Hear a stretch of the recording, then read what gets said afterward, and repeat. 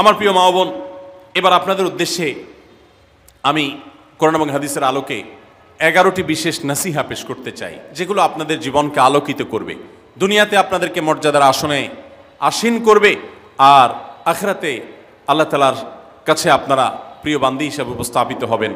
আল্লাহর কাছে আল্লাহর প্রিয় বান্দী হিসাবে উপস্থাপিত হয়ে জান্নাত লাভ করতে পারবেন। এরকম 11টি পরামর্শ বা নাসিহা আপনাদের প্রতি আমার। নাম্বার 1, কোরআন এবং হাদিসের জ্ঞান অর্জন করা।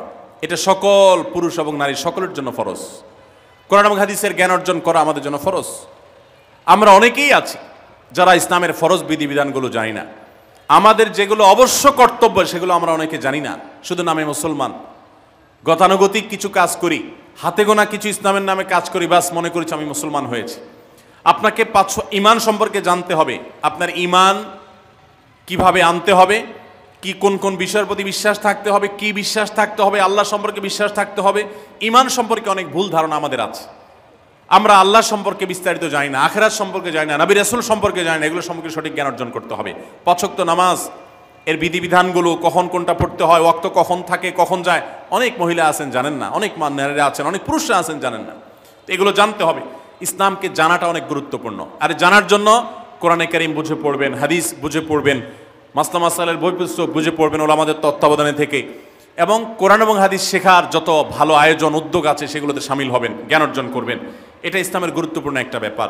জ্ঞান অর্জন যদি না করেন তাহলে আপনি ইসলামের কোনো কাজ করতে পারবেন। ইসলামের সব কিছুর আগে হলো জ্ঞান অর্জন করা। সব কিছুর আগে ইসলাম সম্পর্কে ইলম অর্জন করতে হবে, কোরআন হাদিসের নলেজ অর্জন করতে হবে। নাম্বার 2, 5 ওয়াক্ত নামাজ। নবী সাল্লাল্লাহু আলাইহি সাল্লাম জান্নাতে, মেয়েদের জান্নাতে যাওয়ার শর্টকাট যে সিলেবাস দিয়েছেন, শর্টকাট যে ওয়ে বলেছেন, 4টা শর্ত দিয়েছেন। এর মধ্যে থেকে একটা হলো 5 ওয়াক্ত নামাজ ঠিকঠাক মতো যদি আদায় করেন।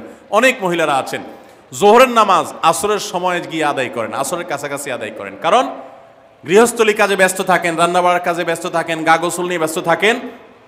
করছি করে এই রান্নাবাড়া করা, সবাইকে খাবার দাবার দেওয়া, ছেলে মেয়েকে খাবার দাবার দেওয়া, ঘর ইত্যাদি মোছা ধোয়া, এগুলো করতে করতে, নিজের গোসল টোসল করতে করতে 3টা 3:30 বেজে যায়। অনেক সময় আসরের ওয়াক্তের কাছাকাছি গিয়ে তারপর জোহরের নামাজ আদায় করেন। খুবই গর্হিত একটা কাজ।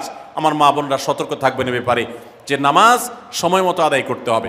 শয়তান আপনাদেরকে একটা ভুল কথা বলে ধোঁকা দেয়, সেটা হলো যে আমি রান্নাবাড়া করছি যে পোশাকে, এই পোশাকে কিভাবে নামাজ পড়বো, তাহলে আমি গোসল টোসল করে একটা নামাজ পড়বো। আর গোসল তো আর সহজে করা হয় না। রান্নাবাড়ার পরে সবাই বাড়ায় খাওয়াই দেওয়া, এরপরে ঘর দুয়ার পরিষ্কার করা, এরপরে সব কাজ শেষে গোসল করা, তারপরে গোসল করে এসে নামাজ পড়া, এসব করতে করতে শয়তান আপনার নামাজটা অনেক পিছায়া দেয়। মনে রাখবেন, আপনি যে পোশাকে কাজ করতেছেন ওই পোশাকে যদি দুর্গন্ধ না থাকে, খারাপ না থাকে, ভালো পোশাক হয়, তো ওই পোশাকে আপনি নামাজ পড়তে পারবেন। দুর্গন্ধ থাকলেও শরীরকে ফ্রেশ করার ব্যবস্থা আছে, আপনি ফ্রেশ করে আপনি নামাজে দাঁড়ায় যাবেন। এরপর নামাজ পড়ে বাকি কাজ করবেন। নামাজকে বলবেন না যে আমার অনেক কাজ আছে, এগুলো শেষ করে নামাজ পড়বো। শয়তান আমাদেরকে ধোঁকা দেয়। এই জন্য মা বোনরা 5 ওয়াক্ত নামাজ সময় মতো আদায় করবেন, ঠিকঠাক মতো আদায় করবেন। অনেক মা বোনরা আপনারা নামাজ পড়েন, নামাজ হয় না। বাংলাদেশে বেশিরভাগ মহিলাদের, নারীদের মধ্যে একটা ভুল আছে নামাজ প্রসঙ্গে, সেটা হলো যে নামাজের মধ্যে সতরটা ভালো করে ঢাকেন না। সতর কি?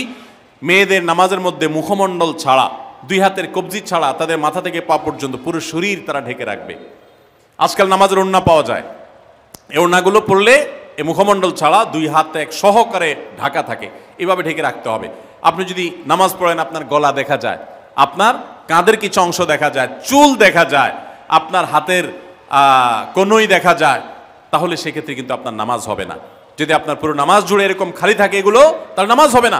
অনেক বোনরা এটা জানেন না, তাহলে নামাজটা ঠিকঠাক মতো পড়তে হবে। জান্নাতে যাওয়ার জন্য এটা পূর্ব শর্ত। নাম্বার 2।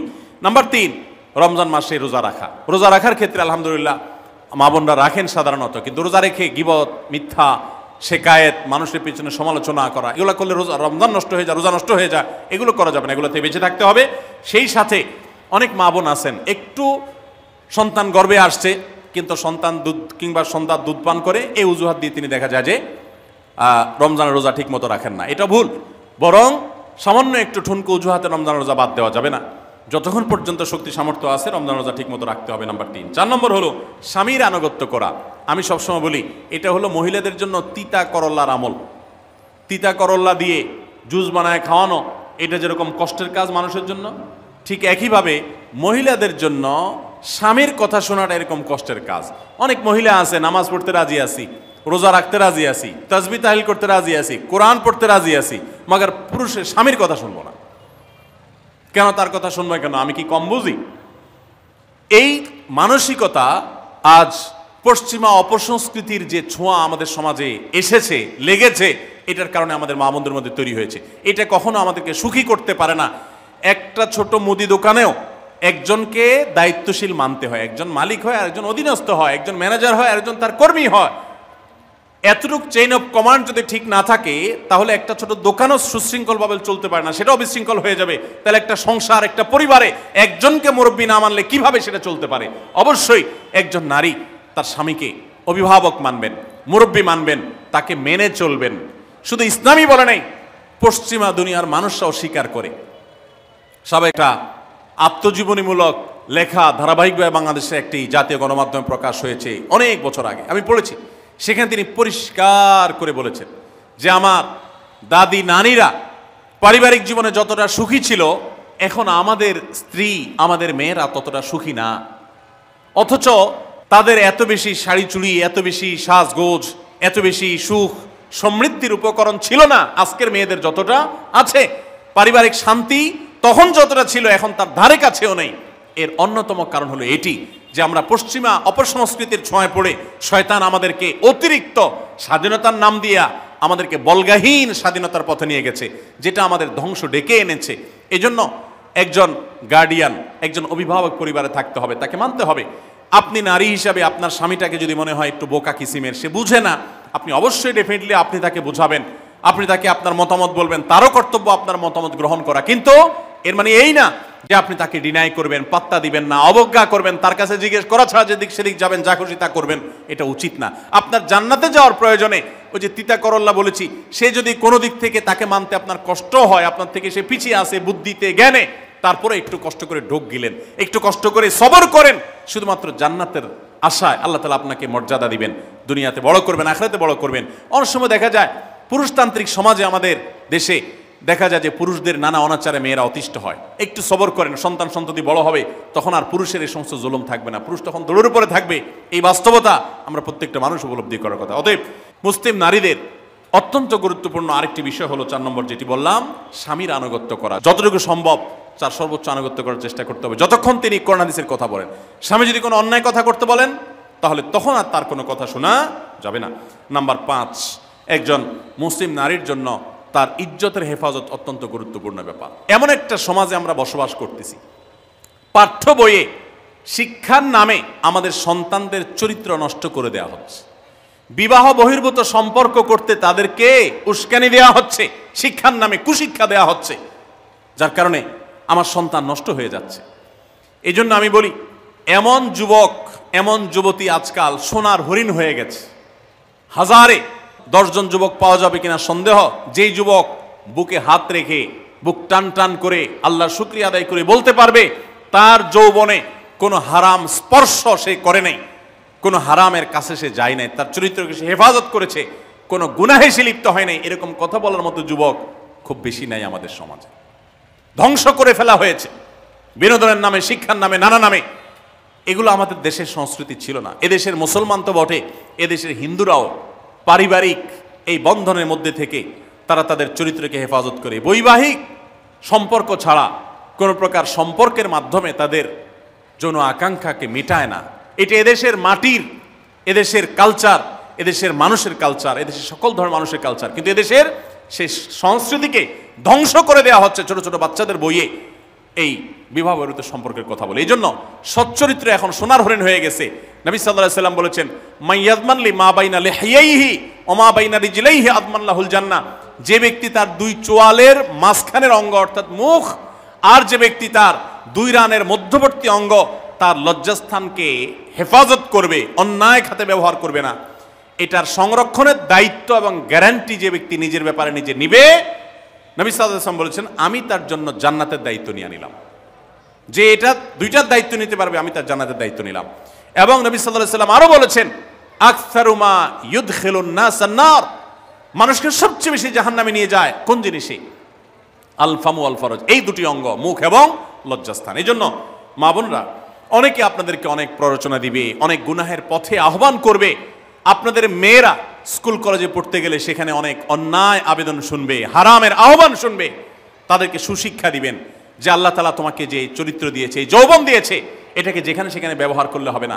কিয়ামতের ময়দানে যুবকদেরকে আলাদা করে জিজ্ঞাসা করা হবে, তোমার যৌবনকালে কি করছো সেটা বলো, বুড়া বয়সে এসে কি করছো এটা ইম্পর্টেন্ট না, যৌবনকালে কি করে আসছো সেটার হিসাব দাও। যৌবনকে হেফাজত করার গুরুত্ব এত বেশি, আল্লাহ আলাদা করে জিজ্ঞাসা করবেন। এই জন্য মা বোনদের কর্তব্য তাদের মেয়েদেরকে, ছেলেদেরকে অসৎ চরিত্রতা থেকে হেফাজত করবেন, সংরক্ষণ করবেন, তাদেরকে বুঝাবেন, তাদেরকে সেভাবে বড় করবেন যে বিয়ে শাদীর মাধ্যমে, সাংসারিক জীবনের মাধ্যমে তোমরা তোমাদের এই জীবনকে তোমরা উপভোগ করবে। আল্লাহ তাআলা তোমাদের জন্য যে নেয়ামত রেখেছেন সে নেয়ামত তোমরা পাবে, কিন্তু অবৈধ উপায়ে কখনো তোমরা সেদিকে পা বাড়াবে না। যারা বাড়ায় তাদের দুনিয়াতেই ধ্বংস হয়, আখিরাত তো আছেই। এই অবৈধ সম্পর্ক করে সুখে থাকে খুব কম মানুষ। যারা যত বেশি এই জগতে যায় তারা তত বেশি অসুখী থাকে দাম্পত্য জীবনে। অতএব একজন নারী তার 5 নম্বর গুরুত্বপূর্ণ বিষয় হলো তার ইজ্জতের হেফাজত, লজ্জাস্থানের হেফাজত এবং তার চরিত্রের হেফাজত। আল্লাহ তাআলা আমাদের মা বোনদেরকে সেই তৌফিক দান করুন। অনেক সময় দেখা যায় যে সবই ঠিক আছে, আপনি সোশ্যাল মিডিয়াতে পুরুষের ছবি দেখে, ভিডিও দেখে আপনি হারাম আনন্দ পাচ্ছেন। আপনি ইমোতে, হোয়াটসঅ্যাপে, মেসেঞ্জারে বিভিন্ন পুরুষের সাথে অপ্রয়োজনীয় চ্যাটিং করছেন, কথা বলছেন, এবং সেখানে এই বেহুদা কথা থেকে অনেক অনাচার হয়ে যায়, অনেক সংসার ভেঙে যায়, অনেক পরকীয়া হয়, অনেক সংসার ধ্বংস হয়। এই জন্য আল্লাহ বলেছেন আল্লাহ তাকরাবুজ জেনা, জেনার কাছেও যেও না, চ্যাটিংই করতে যেও না, কারণ করতে গেলে তুমি ডুবে যাবা, পরে ফিরে আসতে পারবা না। ভয়ঙ্কর এক গুহা এবং ভয়ঙ্কর এক জগৎ। তো এই পথ থেকে আমাদেরকে বেঁচে থাকতে হবে। আল্লাহ আমাদের তৌফিক দান করুন। নাম্বার 6, মা বোনদের জন্য গুরুত্বপূর্ণ বিষয় হলো সন্তানদের লালন পালন করা। আপনি বাজার থেকে 2-4 কেজি আম কিনে খাইছেন, এটাতে আপনি যতটা সুখী হতে পারবেন, আপনি যদি একটা আমের গাছ লাগাই দিতে পারেন তাহলে তার চাইতে অনেক বেশি সুখী হতে পারবেন, আপনি বেশি লাভবান হবেন, আপনি মনকে মন আম খেতে পারবেন, আপনার বংশধররা খেতে পারবে। নিজে আমল তো করবেনই মায়েরা বোনেরা, পাশাপাশি সন্তানদেরকে যদি আল্লাহভীরু বানান, মুত্তাকি বানান, পরহেজগার বানান, কোরআন হাদিস শিখান, তাদেরকে যদি পর্দা শিখান, তাদেরকে যদি চরিত্র হেফাজত শিখান, তাদেরকে যদি ভালো মানুষ বানানো শিখান, তাহলে আপনি আম গাছ লাগানোর মতো ফলের গাছ লাগাই গেলেন, সওয়াবের গাছ লাগাই গেলেন, দুনিয়া থেকে চলে যাবেন। নেক সন্তানের আমল যেগুলো আপনি শিখাই দিয়ে গেছেন এগুলোর সওয়াব আপনি পেতে থাকবেন। ছেলেটাকে সূরা ফাতিহা নিজে শিখাবেন, মেয়েটাকে সূরা ফাতিহা নিজে শিখাবেন, নিজে ভালো করে শিখবেন, তাহলে মরণ পর্যন্ত এই ছেলে যতবার সূরা ফাতিহা পড়বে প্রত্যেক নামাজে আপনি কিন্তু সওয়াব পেতে থাকবেন, কারণ আপনি শিখাই দিয়ে গেছেন, আপনি শুরুটা করে দিয়ে গেছেন। এই জন্য মা বোনদের জন্য সন্তানদের লালন পালন করা, সন্তান দুধে ভাতে আছে কিনা, ভালো জামা কাপড় পরছে কিনা, এর চাইতে ইম্পর্টেন্ট হলো সন্তান আমার নামাজ পড়ছে কিনা, সন্তান আমার আল্লাহকে চিনে কিনা, সন্তান আমার কোরআন হাদিসের শিক্ষা পেয়েছে কিনা। সন্তান একজন স্কুলে যায় না, তার জন্য আমার মাথা খারাপ হলে, সন্তান একজন নামাজ পড়ে না এক ওয়াক্ত, তার জন্য আরো বেশি মাথা খারাপ হতে হবে। তাহলে আপনি দায়িত্বশীল মা হতে পারবেন, দায়িত্বশীল বাবা হতে পারবেন। মনে রাখবেন নবী সাল্লাল্লাহু আলাইহি ওয়াসাল্লাম বলেছেন, প্রত্যেকটা শিশু জন্মগ্রহণ করে ভালো মানুষ হয়ে, কেউ জন্মগতভাবে খারাপ হয় না, ডাকাত হয়ে জন্মায় না, তবে তার মা বাপ তাকে নষ্ট করে। কারণ মা বাপ তাকে ঠিক মতো লালন পালন না করে, ভালো পরিবেশ দেয় না, খারাপ ছেলেফেলের সাথে মিশে, তখন সে নষ্ট হয়। এই জন্য আপনার দায়িত্ব সন্তান কার সাথে মিশছে, কোথায় যাচ্ছে, কি করতেছে, মোবাইলে কি দেখছে, সন্তানকে সময় দেন, মোবাইল টিপাটিপি বন্ধ করেন, তাদেরকে নিয়ে বসেন, তাদেরকে কথা শোনান, কোরআন হাদিস পাঠ করে শোনান, তাদেরকে ভালো পরিবেশ দেন, ভালো ফ্যামিলির, দিনদার ফ্যামিলির বাচ্চাদের সাথে তাদেরকে মিশান। ইনশাআল্লাহ আপনি আল্লাহর কাছে এর জন্য উত্তম বিনিময় পাবেন, সওয়াব পাবেন। নাম্বার 7, মা বোনরা বিশেষ করে আপনাদের জন্য গুরুত্বপূর্ণ হলো কৃতজ্ঞতা আদায় করবেন। পুরুষদের জন্য গুরুত্বপূর্ণ, কিন্তু মা বোনদের জন্য বিশেষ গুরুত্বপূর্ণ এই জন্য যে নবী সাল্লাল্লাহু আলাইহি ওয়াসাল্লাম বলেছেন, তিনি জাহান্নামে নারীদেরকে যে দেখেছেন, তাকে যে দেখানো হয়েছে মেরাজে, যে প্রচুর সংখ্যক নারীরা জাহান্নামে, এর অন্যতম একটা কারণ ছিল নেয়ামতের নাশকরি করা। পুরুষদের মধ্যেও নাশকরির কারণে বহু পুরুষ জাহান্নামে যাবে। মা বোনরা স্বামী এবং নিজের জগতে যতটুকু আল্লাহ তাআলা দিয়েছেন এতটুকুর উপর শুকর আদায় করবেন। আপনার স্বামী মানুষটা হয়তো মুখটা খারাপ, কিন্তু তার শরীরটা ভালো আছে, সে আপনাকে উপার্জন করে এনে খাওয়ায়। অনেক মহিলা আছে তার স্বামী হয়তো অ্যাক্সিডেন্ট করে পঙ্গু হয়ে গেছে, সে হয়তো বিছানা শুয়ে বাকি জীবন কাটিয়েছে, তার কষ্টের কোনো শেষ নাই। আপনার স্বামী হয়তো বা তার কোনো দিক থেকে দুর্বলতা আছে, আবার বহু দিক থেকে তার ভালো গুণ আছে। একই কথা পুরুষদের জন্য ইসলাম নির্দেশ করেছে যে তার স্ত্রীর একটা গুণ খারাপ দেখে যদি তার কষ্ট লাগে, তো সে চিন্তা করলে 10টা গুণ ভালো দেখবে, সেটা দেখে শুকর আদায় করা উচিত। এই শুকরিয়া আদায় করা ছাড়া পুরুষ হোক নারী হোক কেউ আল্লাহর প্রিয় বান্দা হতে পারবে না। এজন্য আল্লাহর কাছে শুকরিয়া আদায় করবেন। মায়েরা বিশেষ করে শ্বশুরের বাড়িতে যাওয়ার পর প্রথম অনেক কষ্ট হয়। আমি সবসময় বলি, শ্বশুর বাড়িতে যাওয়ার পর মেয়েরা আমাদের দেশে নানান জুলুম নির্যাতন সহ্য করতে হয়। শাশুড়ি বাঁকা চোখে দেখে, সব শাশুড়ি না, অনেক শাশুড়ি, অনেক সময় ননদরা বাঁকা চোখে দেখে, স্বামী লোকটা জ্বালায় নানাভাবে, দেবররা জ্বালায় নানানভাবে, মানুষ খোঁচাখুচি করে কষ্ট দেয়।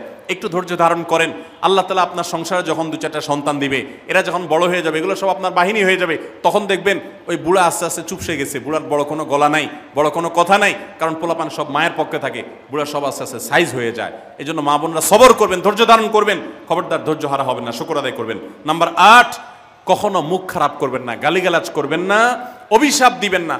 অনেক সময় পোলাপান একটু উল্টাপাল্টা করলে তাদেরকে অনেক মা অভিশাপ দিয়ে দেন, গজব ঠাডা দিয়ে দেন, বদদোয়া করেন, মুখ দিয়ে খারাপ কথা বলে ফেলেন। এগুলো খুব খারাপ জিনিস।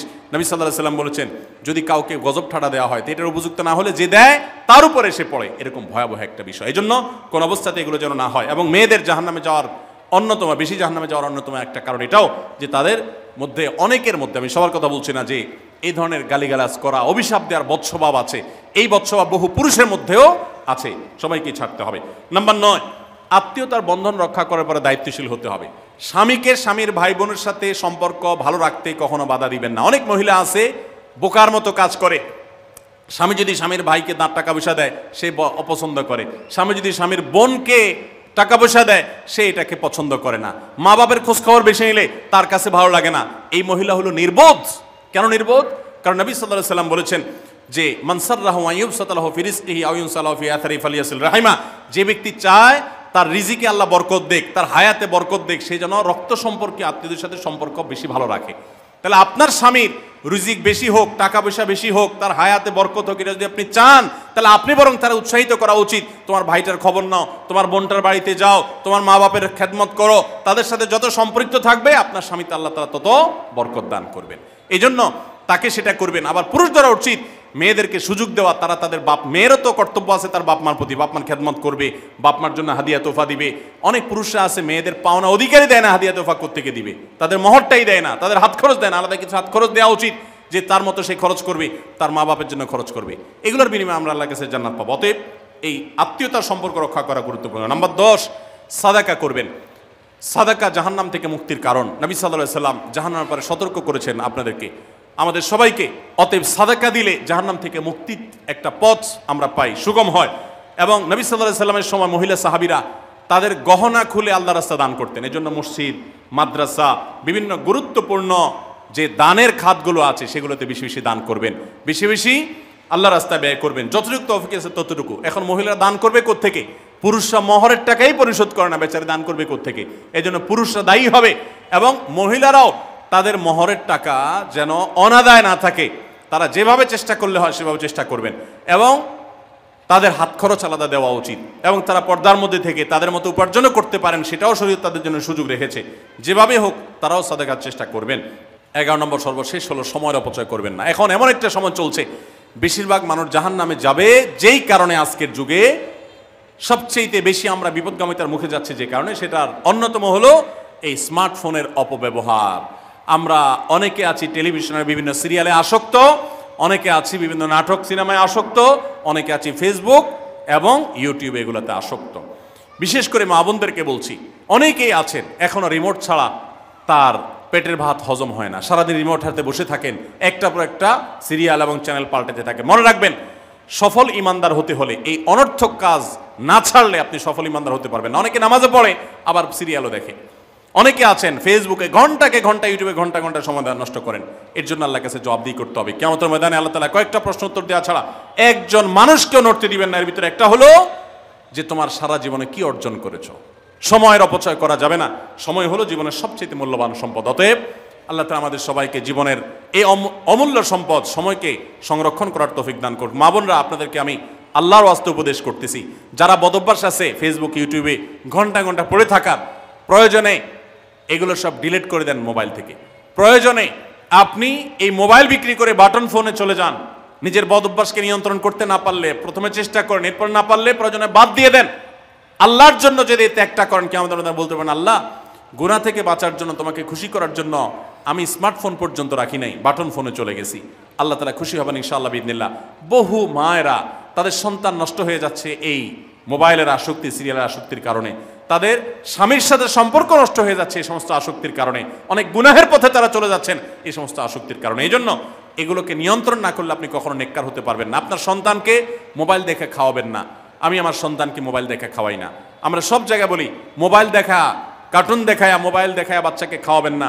বাচ্চা কাচ্চা এখন ক্রেজি হয়, আতপাগল কিসিমের হয়, জিদি হয়, বদমেজাজি হয়, ভাঙচুর করে। কেন হয়? কারণ সারাদিন আপনি ওরে মোবাইলে কি দেখান? কার্টুন দেখান। কার্টুন মানে কি? মার মার, কাট কাট, হ্যাঁ, সব কিছু ধ্বংস করে ফেলা, গুলি করা, বোমা মারা, হ্যাঁ, সাপ হয়ে সব খেয়ে ফেলা, এটাই তো। এগুলো বাচ্চাদেরকে ক্রেজি করে, বাচ্চাদেরকে মানসিকভাবে অসুস্থ করে, ধ্বংস করে দেয়। তাদেরকে ফিজিক্যাল খেলাধুলা, শারীরিকভাবে করতে পারে এরকম খেলাধুলার ব্যবস্থা করেন, দৌড়াদৌড়ি করার ব্যবস্থা করেন। বাচ্চারা সুস্থ থাকবে, ভালো থাকবে। মোবাইল থেকে তাদেরকে বাঁচান, টেলিভিশন থেকে তাদেরকে বাঁচান, এবং কার্টুন থেকে, ভিডিও গেমস থেকে তাদেরকে বাঁচান। না বাঁচাতে পারলে আপনার দুনিয়া আখিরাত সব ধ্বংস হয়ে যাবে। অতএব আজকের এই মাহফিল থেকে আসুন, প্রতিজ্ঞা করি যে আমরা সময় নষ্ট করব না, সময়ের অপচয় করব না, প্রয়োজন ছাড়া মোবাইল হাতাহাতি ঘাটাঘাটি করব না, ঘন্টায় ঘন্টা মোবাইলকে সময় দিব না। অনেক মেয়েরা আছেন, অনেক পুরুষরা আছেন, এই একটি অপকর্মের কারণে তার শিক্ষা জীবন ধ্বংস হয়ে যায়, চাকরি নষ্ট হয়ে যায়, ব্যবসা লাডে উঠে, মা বাবার সাথে সম্পর্ক নষ্ট হয়, স্বামী স্ত্রীর সম্পর্ক নষ্ট হয়, সাংসারিক জীবন ধ্বংস হয়ে যায়, সবকিছু ধ্বংস হয়ে যায় শুধু এই মোবাইল ফোনের অনিয়ন্ত্রিত ব্যবহার করার কারণে। যারা মোবাইলকে নিয়ন্ত্রণ করতে পারেন না, ডাইরেক্ট হয়ে গেছেন, সারাক্ষণ হাতে মন চায়, তারা একটা শক্ত সিদ্ধান্ত নেন, প্রয়োজনে আমি স্মার্টফোন বিক্রি করে দিব। 6 মাস 8 মাস আপনি কিছুদিনের জন্য, 1 বছরের জন্য বাটন ফোনে চলে যান, এরপর আবার ব্যাক করলে আশা করা যায় আল্লাহ আপনাকে হেফাজত করবেন।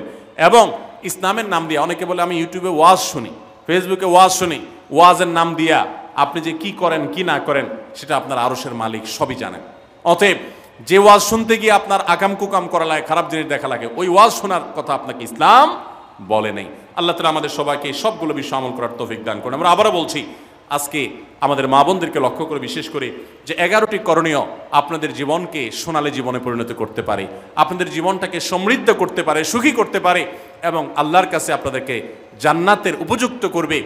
কিয়ামতের ময়দানে সুন্দর হাসি, সুখের হাসি, তৃপ্তির হাসি আপনাদেরকে হাসাবে ইনশাআল্লাহ। সেই 11টি নসিহা, সেই 11টি বিষয়ের প্রথমটি হলো কোরআন এবং হাদিসের জ্ঞান অর্জন করবেন। অনেক ভালো ভালো বই আছে কোরআন হাদিস ভিত্তিক, সেগুলো পড়বেন। দিন শিক্ষার যত আয়োজন আছে সেগুলোর সাথে সম্পৃক্ত হবেন। অনলাইনে অনেক কোর্স করা যায়, সেগুলোতে আপনি সম্পৃক্ত হতে পারেন। যেভাবে হোক আপনাকে কোরআন হাদিসের কথা জানতে হবে। আল্লাহ কি বলেছেন, রাসূল সাল্লাল্লাহু আলাইহি ওয়াসাল্লাম কি বলেছেন, মাসালা মাসাইল কখন কি করা উচিত, কোরআন হাদিসে কি বলা আছে, এগুলো জানতে হবে আপনাকে। যতটুকু সম্ভব জানার চেষ্টা করবেন। নাম্বার 2, 5 ওয়াক্ত নামাজ সঠিকভাবে আদায় করবেন, সময় মতো আদায় করবেন। জোহরের ওয়াক্ত বাসার কাজ কাম শেষ করে গোসল করে একেবারে 3টার দিকে একসাথে পড়বো, এটা করা যাবে না, বরং সময় মতো আদায় করতে হবে। এবং মেয়েদের যে সতর, এই সতর ঢাকার পরে সতর্ক থাকতে হবে। পুরো শরীর মুখমণ্ডল ছাড়া যেন ঢাকা থাকে, চুল, গলা, হাতের গোছা, কনুই, এগুলো যেন দেখা না যায়, খেয়াল রাখতে হবে।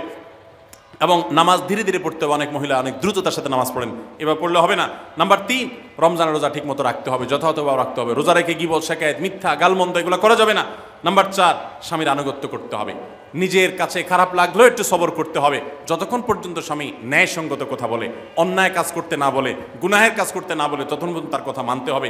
নিজের খারাপ লাগলেও মানবেন আপনার জান্নাতের প্রয়োজনে, সুশৃঙ্খলার প্রয়োজনে, পারিবারিক শান্তির প্রয়োজনে। ইনশাআল্লাহ আপনি সুখে থাকবেন দুনিয়া এবং আখিরাত উভয় জগতে। নাম্বার 5, নিজের ইজ্জত সম্ভ্রম হেফাজত করবেন। অনলাইনে অফলাইনে কারোর সাথে হারাম সম্পর্ক করবেন না, কোনো গায়রে মানাম পুরুষের সাথে অযথা যোগাযোগ করবেন না, চ্যাটিং করবেন না, এবং সোশ্যাল মিডিয়াতে হারাম জিনিস দেখা থেকে নিজের চোখকে হেফাজত করবেন, বাঁচিয়ে রাখবেন।